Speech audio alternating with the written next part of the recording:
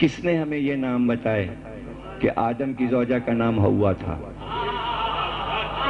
قرآن نے تو بتایا نہیں۔ کس نے ہمیں بتایا کہ اسحاق کی ماں کا نام سارہ تھا؟ قرآن میں تو نہیں لکھا تھا۔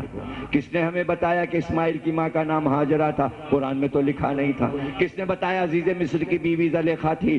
قرآن میں تو لکھا نہیں تھا۔ کس نے بتایا کہ سلیمان کی شادی بلقیس سے ہوئی، ملکہ سبا کا نام بلقیس تھا؟ قرآن میں تو لکھا نہیں تھا۔ کس نے بتایا؟ ارے بھائی کس نے بتایا؟ پیغمبر کو کس نے بتایا؟ ظاہر اللہ نے بتایا، یا آپ کہو کہ ابو ہریرہ نے بتایا؟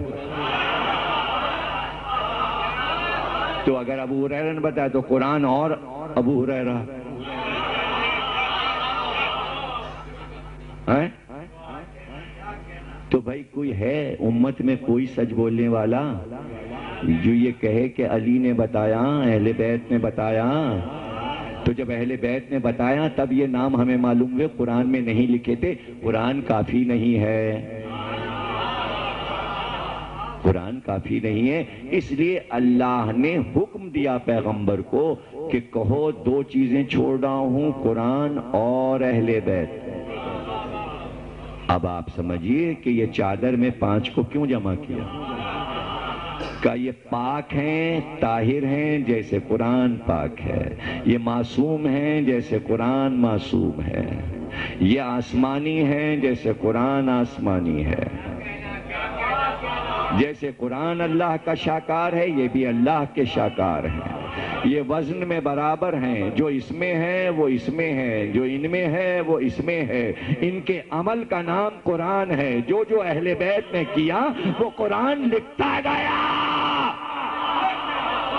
یہ نماز پڑھے تو حکم نماز قرآن میں ہو، یہ روزہ رکھے تو سورہ دہر نازل ہو، یہ زکوٰۃ دے تو آیت زکوٰۃ اترے، ان کے عمل کا نام ہے قرآن، ان کے عمل کا نام ہے قرآن۔ تقریر کے فضائل کا آخری جملہ، ہر انسان اپنا اپنا نامہ اعمال لے کے محشر میں آئے گا، اہل بیت قرآن لے کے آئیں گے۔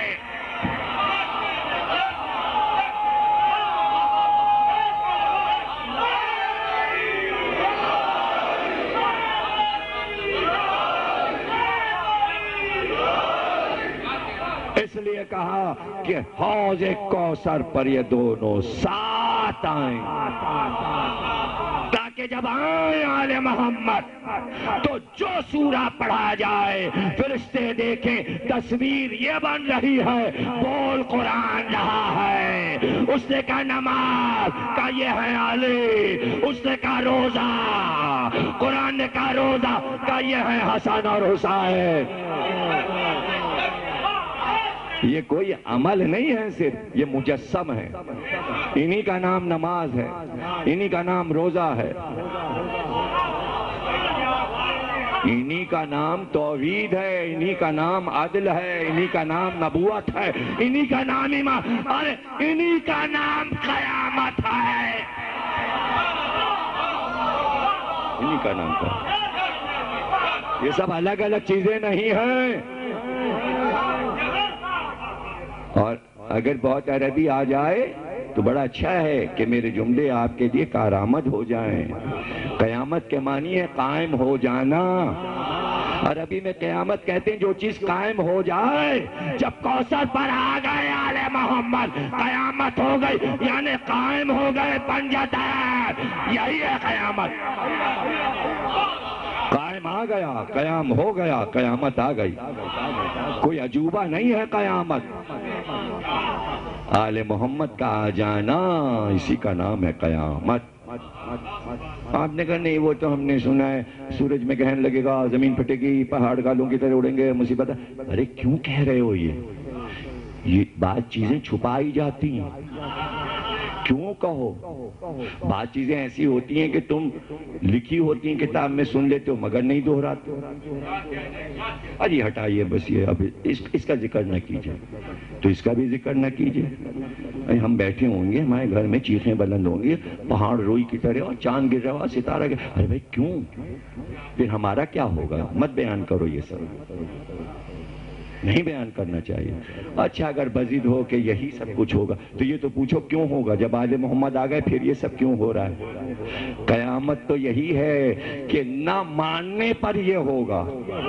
اگر آ گئے پنجتن من بعد ما جاءک من العلم، جب علم آ جائے تو فوراً مان لو. نہیں مانے گا انسان تب سورج سر پہ گرے گا، تارے گریں گے، زمین پھٹے گی، پہاڑ لڑکے گی. طے کر لو کہ ہم مانیں گے قیامت آئے گی ہی نہیں، عذاب آئے گا ہی نہیں. آج طے کر لو کہ جب وہ آئیں گے تو ہم انکار نہیں کریں گے. جب انکار کرو گے تو یہ سب ہوگا. آج مان لے. یہ صدیوں کی مہلت اسی لیے دی گئی ہے کہ ہم تمہیں مہلت دے رہے ہیں، پوری کائنات پنجتن کو مان لے. قیامت نہیں آئے گی، کبھی بھی نہیں آئے گی. لکھ کے دے رہے ہیں ہم آپ کو. اگر سب پنجتن کو مان لیں، آج مان لیں، تو یہ جو قیامتیں روز گزرتی رہتی ہیں یہ بھی نہ آئے. یہ تو چھوٹی چھوٹی ہیں، وہ تو بڑی کتنی بڑی ہوگی. ہائے ہائے، ابھی تو مباہلہ آپ نے سنا. کیا کہا عیسائیوں نے؟ کیوں کہا؟ وہ چہرے دیکھ رہے ہیں. اگر یہ کہہ دیں تو پہاڑ اپنی جگہ چھوڑ دیں. یعنی جگہ چھوڑنے کا کیا مطلب ہے؟ یعنی روئی کے گالے بن کے لڑکتے ہوئے آئیں گے، ہمارے سر پہ پہاڑ گریں گے. قیامت کے آثار دیکھ لیے تھے، فوراً مان لیا کہ عذاب نہ آ جائے. تو تم سے اچھا تو عیسائی ہے. اس لیے مباہلہ ہوا تھا کہ قیامت کا منظر دکھایا جائے. قیامت کا منظر دکھایا جائے. مباہلہ اس لیے ہوا تاکہ جب وہ سامنے آ جائیں تو فوراً مان لینا. قیامت کر دی، قیامت کر دی. واہ واہ واہ. عیسائی مان کے چلا جائے.